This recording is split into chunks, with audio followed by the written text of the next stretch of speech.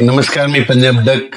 राज्यामध्ये महाराष्ट्रामध्ये मान्सूनचं आगमन झालंय, पण ते कसं झालंय, दक्षिण महाराष्ट्रामध्ये काही जिल्ह्यामध्ये झालं, म्हणजे काही सांगली, सातारा, सोलापूर, कोल्हापूर, बीड जिल्ह्यामध्ये काही भागातच झालंय, लातूर जिल्ह्यात काही भाग, पण सर्वदूर झालेलं नाही. म्हणून हा अंदाज सर्व शेतकऱ्यांना लक्षात येतात. तर मग पुढची परिस्थिती काय राहणार आहे? 11-12 पर्यंत आणखीन काय होईल, म्हणजे मराठवाडा आणि दक्षिण महाराष्ट्रामध्ये सातारा, सांगली, सोलापूर, कोल्हापूर, पुणे आणि इकडे मराठवाड्याचे लातूर जिल्हा, बीड जिल्हा, परभणी जिल्हा, नांदेड जिल्हा, धाराशिव, लातूर, हिंगोली ह्या पर्यंतच काय होईल, म्हणजे आणखीन 12-13 पर्यंत पाऊस राहील. म्हणून हा अंदाज लागायचा. पण हे सगळीकडे मान्सूनचा मोसमी पाऊस पडणार नाही. काही भागातच पडला, जिथं पडला तिथं जास्त पडायला, सर्वदूर काही पडणं, म्हणून हा अंदाज लक्षात. पण त्याच्यानंतर काय झालं, विदर्भातले शेतकऱ्याचे फोन आले. तर मग विदर्भामध्ये आणि उत्तर महाराष्ट्रामध्ये नंदुरबार जिल्हा झालं, धुळे जिल्हा झालं, त्याच्यानंतर विदर्भामध्ये नागपूर, तिकडं म्हणजे काय परिस्थिती राहील. तर त्या शेतकऱ्याला सांगत होतं की काय होणार आहे, म्हणजे 13 तारखेपासून, म्हणजे 13 तारखेपासून 13-14 पासून ते मग 16-17-18 पर्यंत मग काय होईल, उत्तर महाराष्ट्र आणि विदर्भाकडे मोसमी पाऊस दाखल व्हायला सुरुवात होईल. पण हे पाऊस सगळीकडे दाखल होणार नाही, कारण की काही काही भागामध्येच दाखल होईल. म्हणजे याच्यामध्ये जास्त असा जोर नाही. काही भागात जिथं पडला तिथं जास्त पडायला आणि काही भागात कमी पडायला आहे. म्हणून एवढा जोर नाही, जिथं ओल झाले तिथंच होणार आहे. काही भाग सोडून देखील देईल.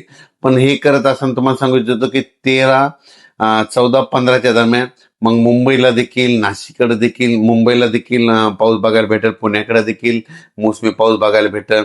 नंदुरबार, धुळे जिल्हा, जळगाव जिल्हा, संभाजीनगर जिल्हा, कन्नड ते भाग, त्याच्यानंतर सोयगाव तालुका, त्याच्यानंतर बुलढाणा जिल्हा, अकोला जिल्हा, अमरावती जिल्हा, वर्धा, भंडारा, गोंदिया, चंद्रपूर, यवतमाळ ह्या पट्ट्यामध्ये काय होईल, मग 13च्या नंतर तिकडल्या पट्ट्यामध्ये मोसमी पाऊस बघायला भेटत. पण तो पण सर्वदूर नाही राहणार. काय होणार आहे, काही काही भागातच पडणार आहे. मग शेतकऱ्याला सांगितलं तर याच्यामध्ये काय झालं की आहे, पण थोडा कमजोर आहे. तर शेतकऱ्याला एक विनंती की जमिनीमध्ये जर ओल असेल तरच पेरणीचा निर्णय घ्या, नसा घेऊ नका. मी पहिल्यापासूनच म्हणलं होतं की यावर्षी पेरणीचे 3 टप्पे होणार आहे. एक 7 ते 14 मध्ये. मग आता दक्षिण महाराष्ट्र, कोल्हापूर, सांगली तिकडे पाऊस झाला, त्यांच्याकडे ओल असेल तर ते पेरणी करू शकते, समजा की ते त्यांचा निर्णय घेतील. त्याच्यानंतर काय होणार आहे, जूनच्या शेवटच्या आठवड्यात, म्हणजे 20 जून ते 30 जून मध्ये एक पेरणीचा टप्पा राहील. मग त्याच्यामध्ये देखील महाराष्ट्रामध्ये पाऊस पडणार आहे. आणि त्याच्यामधून जर काही शेतकरी उरले तर 10 जुलै ते 15 जुलैमध्ये पाऊस येईल आणि त्याच्यामध्ये सर्व शेतकऱ्याची पेरणी होणार आहे, म्हणून हा अंदाज.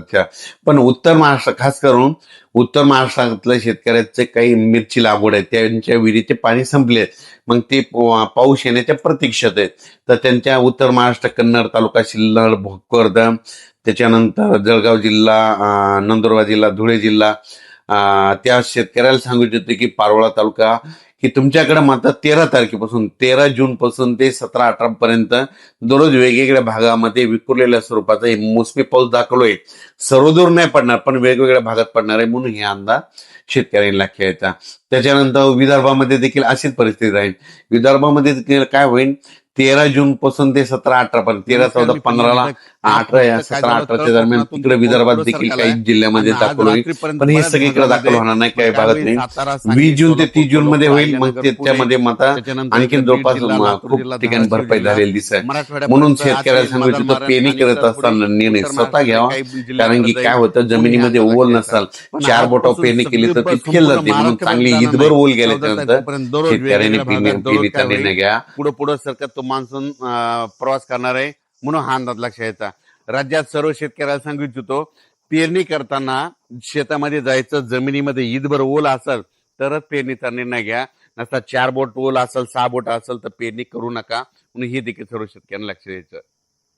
आजपासून महाराष्ट्रामध्ये बऱ्याच, म्हणजे तळ कोकणातून, म्हणजे कोकणपट्टीतून बऱ्याच भागामध्ये मान्सून काय होईल, प्रगती करण्यास सुरुवात होईल. मग तो काय होईल, सांगली जिल्हा, कोल्हापूर जिल्हा, सातारा जिल्हा, कोकणपट्टी, घाटमाथा, त्याच्यानंतर तो अहिल्यानगर, पुणे, इकडे 2 कडा, आष्टी, त्याच्यानंतर बीड जिल्हा, त्याच्यानंतर धाराशिव जिल्हा, सोलापूर जिल्हा, त्याच्यानंतर इकडे परभणी जिल्हा, लातूर जिल्हा, नांदेड जिल्हा, हिंगोली जिल्हा, त्याच्यानंतर. नमस्कार, मी पंजाब डक. आज आहे 7 जून 2026.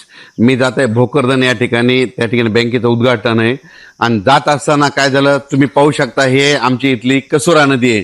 तर रात्री आम्हाला इतका पाऊस झाला की आमच्या नदीला पाणी देखील आले. तर पाहू शकता तर हे पाणी देखील आलंय. आणि राज्यात तुम्हाला सांगू इच्छितो आज 7 जून पासून दररोज म्हणजे काय होणार आहे, मान्सून तळ कोकणातून सक्रिय होणार आहे आणि तसा तो पुढं सरकत येणार आहे.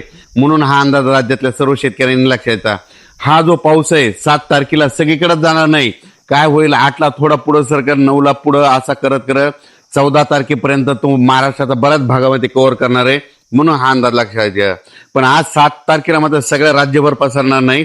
आज फक्त काय झालं, तळ कोकणातून ते पाऊस पुढे सरकालाय आणि